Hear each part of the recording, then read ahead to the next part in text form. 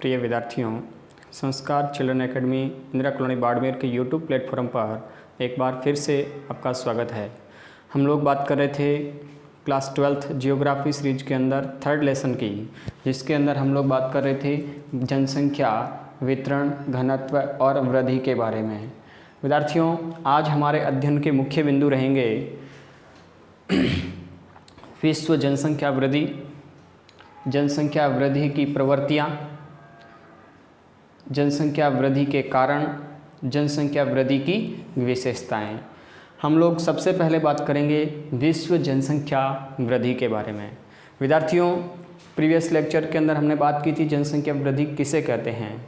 किसी निश्चित भौगोलिक प्रदेश की जनसंख्या किसी निश्चित समय में जितना परिवर्तन होता है उसे हम जनसंख्या वृद्धि कहते हैं। दोबारा सुन लीजिए, किसी निश्चित भौगोलिक प्रदेश की जनसंख्या में किसी निश्चित समय में होने वाले परिवर्तन को हम लोग जनसंख्या वृद्धि कहते हैं। अब हम लोग बात करेंगे विश्व जनसंख्या वृद्धि जो है वो किस प्रकार से हो रही है उसके बारे में, क्योंकि पहले भी मैंने आप बताया कि जियोग्राफी के अंदर खंड ए जो है जिसके अंदर पूरा विश्व संदर्भ में बात की जाएगी और खंड ब के अंदर जो बात की जाएगी वो भारत और राजस्थान के संदर्भ में बात की जाएगी। विद्यार्थियों, जनसंख्या वृद्धि जिसके बारे में पहले भी बता चुका हूँ कि ये धनात्मक भी हो सकती है और ऋणात्मक भी हो सकती है। कैसे ज्ञात किया जाता है? जैसे वर्तमान जनगणना का वर्ष और पिछला जो जनगणना का वर्ष है दोनों को घटाकर और जनगणना के अंदर जितनी वृद्धि हुई उसको ज्ञात किया जाता है। यदि जनसंख्या बढ़ती है तो उसे हम लोग धनात्मक जनसंख्या वृद्धि कहते हैं, और यदि जनसंख्या घटती है तो उसे हम लोग ऋणात्मक जनसंख्या वृद्धि कहते हैं।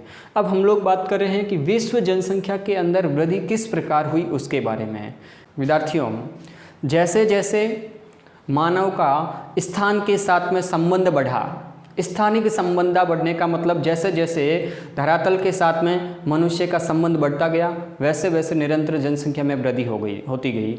जैसे प्रागैतिहासिक काल की यदि हम बात करें तो प्रागैतिहासिक काल के अंदर मानव जो है वो घुमक्कड़ी जीवन जीता था, और घुमक्कड़ी जीवन जीने के दौरान उस समय जनसंख्या के अंदर ज़्यादा वृद्धि नहीं हुई।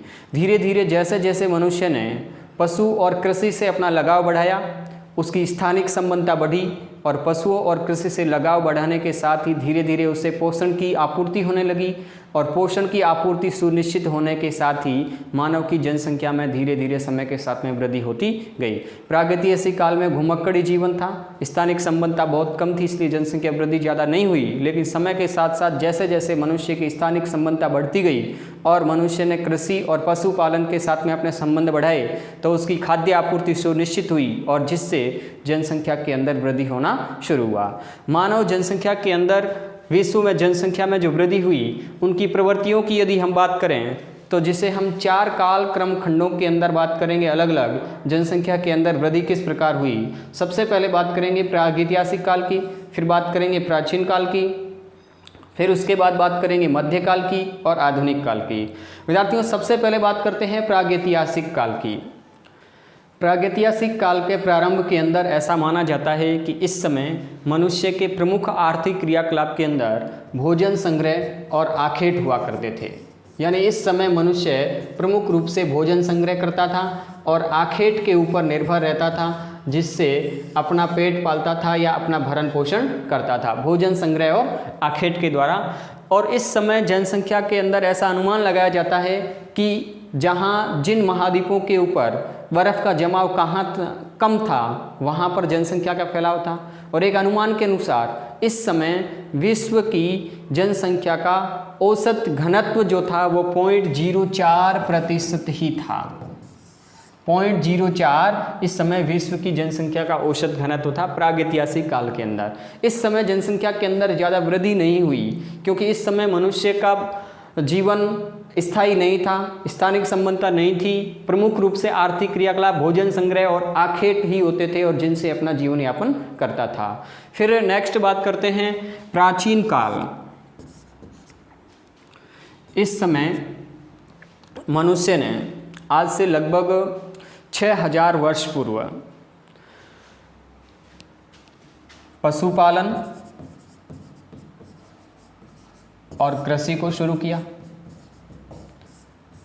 पशुपालन और कृषि की शुरुआत के साथ साथ ऐसा अनुमान लगाया जाता है कि ईसा के प्रारंभ में लगभग जनसंख्या प्राचीन काल में 20 से 30 करोड़ के लगभग मानी जाती है। कितनी मानी जाती है? 20 से 30 करोड़ के लगभग जनसंख्या इस समय मानी जाती है। ऐसा अनुमान लगाया जाता है कि इस समय जनसंख्या कितनी थी? 20 से 30 करोड़ के लगभग जनसंख्या ईसा के प्रारंभ काल में मानी जाती है। पशुपालन और कृषि के साथ में मनुष्य ने अपना जीवन यापन शुरू किया। प्राचीन समय के अंदर नदी घाटियों के क्षेत्र जैसे मेसोपोटामिया, यूनान, रोमन साम्राज्य और उसके साथ साथ सिंधु सरस्वती सभ्यता, ये जनसंख्या के उस समय महासमूह हुआ करते थे प्राचीन काल के अंदर।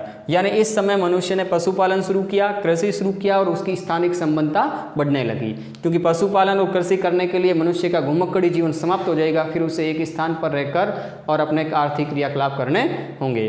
इस समय लगभग ऐसा अनुमान लगाया जाता है कि ईसा के प्रारंभ में जनसंख्या 20 से 30 करोड़ थी और नदी घाटियों की सभ्यताएं जो है वो उस समय जनसंख्या के महासमूह थे। अब हम लोग बात करते हैं मध्यकाल की। ये कालखंड माना जाता है 700 से 1650 के मध्य के कालखंड को। 700 से 1650 ईस्वी के मध्य के कालखंड को मध्यकाल के अंतर्गत माना जाता है। 700 से 1650 के कालखंड के दौरान विश्व की जनसंख्या के अंदर वृद्धि अधिक नहीं हुई। क्यों नहीं हुई? क्योंकि इस समय सूखा, महामारी व अकाल के कारण विश्व की जनसंख्या अधिक नहीं बढ़ पाई 700 से 1650 के मध्य। और 1650 ईस्वी के लगभग अनुमान लगाया जाता है कि विश्व की जनसंख्या 55 करोड़ थी और इस कालखंड के दौरान विश्व की जनसंख्या में ज़्यादा वृद्धि नहीं हुई। क्यों नहीं? क्योंकि इस समय कई देशों में वृद्धि हुई भी और कई देशों में नहीं हुई। लेकिन नहीं होने का कारण क्या है? सूखा, महामारी और अकाल। इस कारण विश्व की जनसंख्या में अधिक वृद्धि नहीं हो पाई। फिर नेक्स्ट बात करते हैं आधुनिक काल की।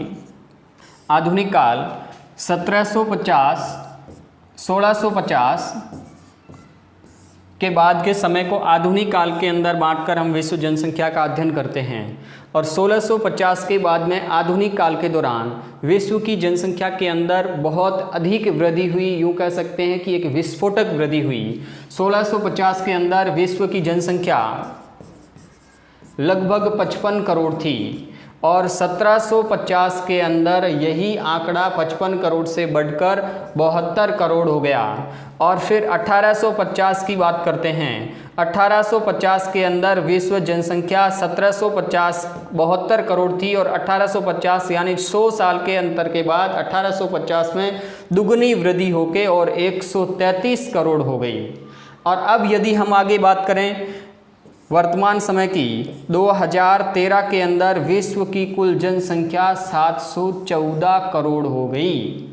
यानी कहने का मतलब 1750 से 1850 के दौरान दुगनी हुई, लेकिन उसके बाद हम लोग देखते हैं कि बहुत अधिक जनसंख्या में वृद्धि हुई और विस्फोटक वृद्धि हुई और आज विश्व के अंदर 714 करोड़ के लगभग लोग निवास करते हैं। तो इस तरह से विश्व जनसंख्या की वृद्धि की प्रवृत्तियों में प्रागैतिहासिक काल में हमने बात की भोजन संग्रह और आखेट क्रियाकलाप थे। और उसके बाद हमने बात की प्राचीन काल के दौरान पशुपालन और कृषि हुई और स्थानिक संबंधता बढ़ी।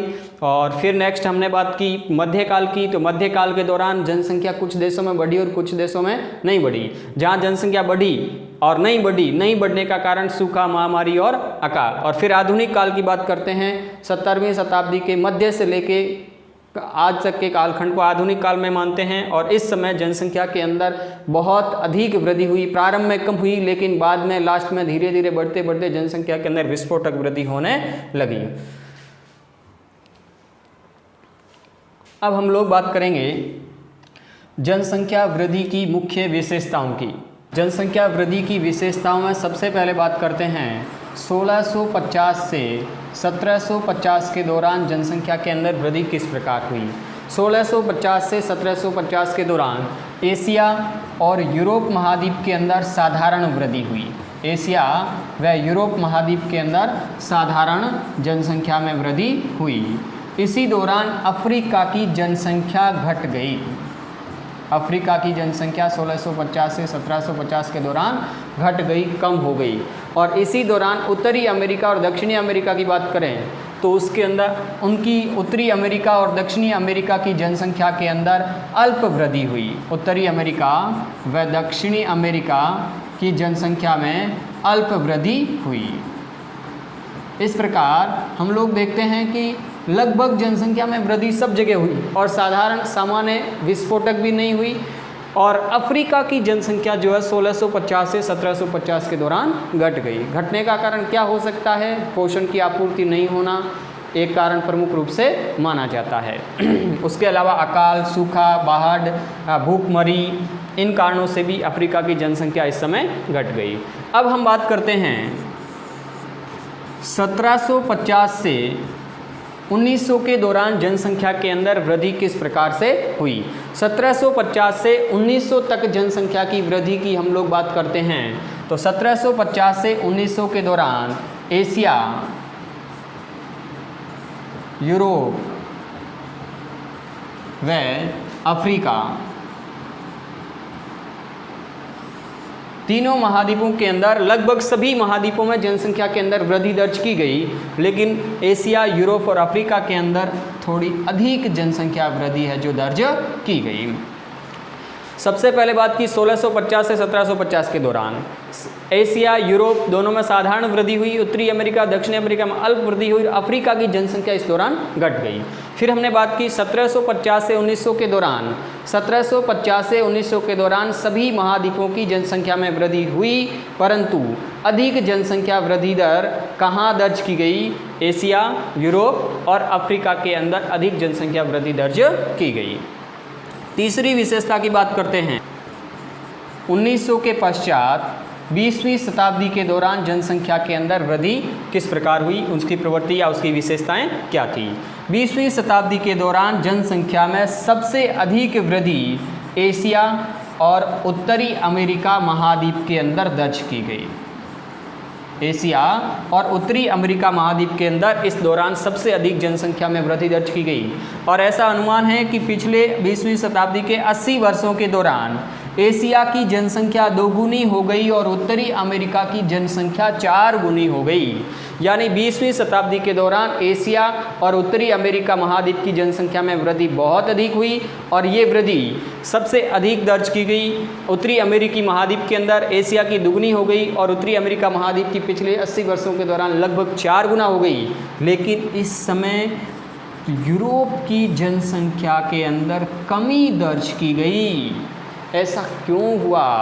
ऐसा इसलिए हुआ कि यूरोपीय लोग जो है वो इस समय दुनिया के अन्य देशों के अंदर चले गए साम्राज्य विस्तार के लिए, औपनिवेशीकरण के लिए। और यूरोप के अंदर जनसंख्या का दबाव जब बहुत अधिक बढ़ गया तो यूरोपीय लोगों का स्थानांतरण एशिया की तरफ हुआ और उत्तरी अमेरिका की तरफ ज़्यादा हुआ, क्योंकि हमें पता है विश्व मैप के अंदर यहाँ यूरोप और इधर उत्तरी अमेरिका जो है वो पूर्वी तट पर आता है, अटलांटिक के पश्चिमी तट पे आता है। तो इधर उत्तरी अमेरिका के अंदर जनसंख्या यहाँ से स्थानांतरण सबसे ज़्यादा हुआ यूरोपीय जनसंख्या का।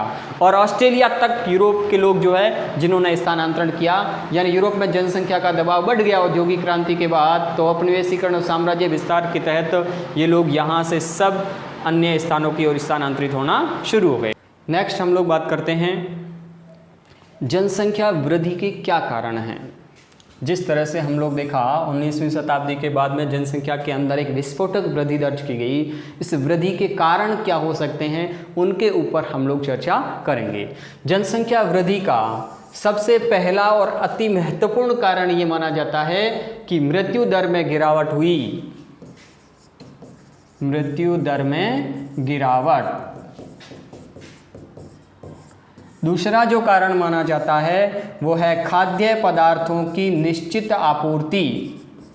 खाद्य पदार्थों की निश्चित आपूर्ति।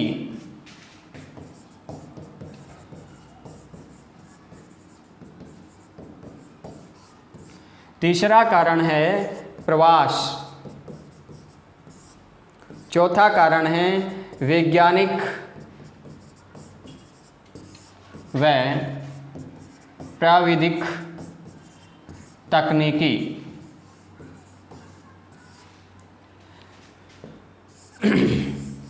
पांचवा कारण है जन्म दर का बढ़ना और छठा कारण है औद्योगिक विकास। औद्योगिक विकास। इस प्रकार विश्व जनसंख्या की वृद्धि के ये प्रमुख कारण हैं मृत्यु दर में गिरावट, खाद्य पदार्थों की निश्चित आपूर्ति, प्रवास, वैज्ञानिक व प्राविधिक प्रगति, जन्म दर का बढ़ना और औद्योगिक विकास। सबसे पहले बात करते हैं मृत्यु दर में गिरावट दर्ज हुई। अब हमें पता है कि जनसंख्या बढ़ेगी कब? जब मृत्यु दर कम हो जाएगी और जन्म दर बढ़ जाएगी, तब हम लोग देखेंगे जनसंख्या के अंदर धनात्मक वृद्धि होगी।